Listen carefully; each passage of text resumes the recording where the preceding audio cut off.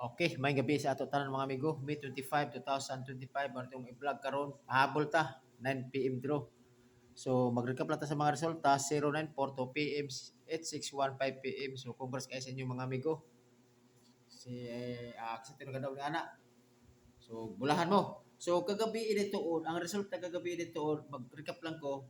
Sa katong 410 manggod, nigawas na ng 596.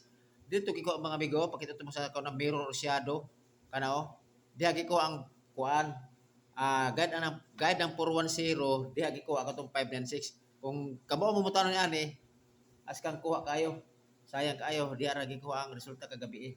So karon padayon ta, natay pahabol per last to 13 o 31 pwede mo mag-all. Mo na ako ang kuan karon per guide. So akong kombinasyon niyan is 1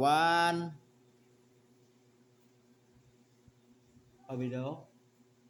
Okay, nara.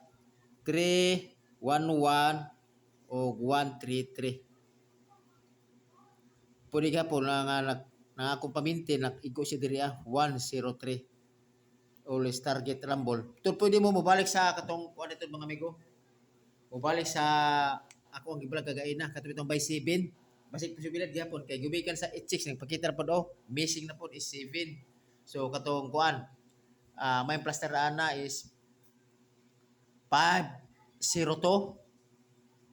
304 plus may 7 na siya o 601. Kana kung gana mo balik ana hospital mo ana. Okay. Kini ako amo ni ako pabato karon.